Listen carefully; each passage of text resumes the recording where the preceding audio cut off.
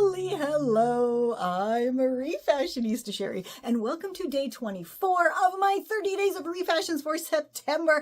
If you have missed any of my daily tutorials, just click down below. The playlist is down there, and you can see all of them, plus, of course, the hundreds of fab-free tutorials over on my channel, so you definitely want to subscribe because I am putting out new, super simple, upcycled style tutorials, tips, and tricks pretty much every single day, right? So subscribe so you don't miss them. Today, I'm actually refashioning something that I refashioned already way back in 2015, I believe. I got an amazing jumpsuit, but I just wasn't feeling it, so I refashioned it, and it's now, a decade later, and I outgrew it, okay? To put it nicely, I have outgrown my jumpsuit. So today I'm going to upsize it with a very, very simple method. So you know what? Let's just dive right in. I just want to show you that once again, this is an incredibly long-lasting refashion here because I have worn this tons over the years until I outgrew it, but it's from 2015 and it is still just as amazing looking as the day that I created it. So again, you can truly make the best quality clothing yourself. You just need a little bit of a refashionista imagination, which I have lots of, and I'm giving to you for free. For this quick and hopefully easy project, all you need is your jumpsuit that is too tight on you now, and something to use to make your upsizing panels. I have these legs left over from a pair of jeans that I chopped up to create a skirt. I used the top for the waistband of the skirt. I'll link that down below for you if you're interested. But this should be more than enough fabric if I chop it into a few pieces to go all the way from the underarm seam to the bottom hem here. So that's exactly what I'm going to use. So the first thing I'm going to have to do is very, very carefully get rid of these side seams here. And I say very, very carefully because the pockets are like attached to the side seams. And I also have belt loops that I have to deal with. So I'm just really going to be careful when I'm removing these side seams, but that's the first step. Pretty simple if you don't have to deal with pockets or belt loops.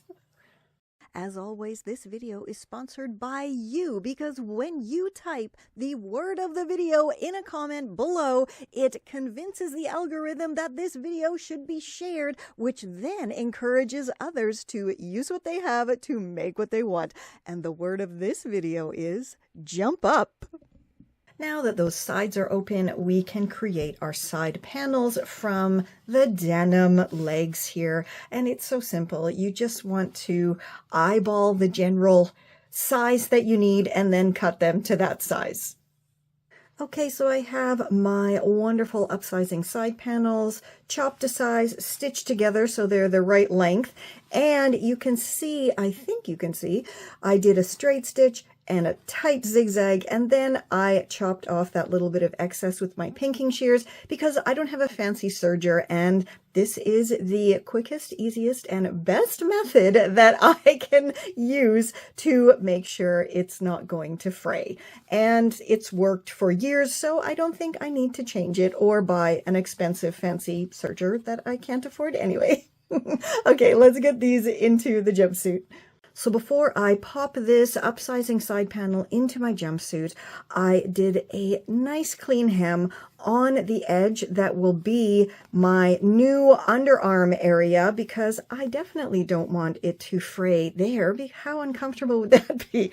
But now I can finally put these in, and all you have to do is pop them together with the right sides facing and the raw edges lined up like so, making sure you have the first side you're stitching to in the proper position, because you don't want to stitch it this way, because of course that's not going to help on this side, right? So I just thought I would point that out, because I have received some comments from people not quite understanding that you have to make sure when you are putting on that first side that the second side can easily go where it's supposed to, and you're not gonna end up having to unstitch or unpick everything and start over, which I might add I have done.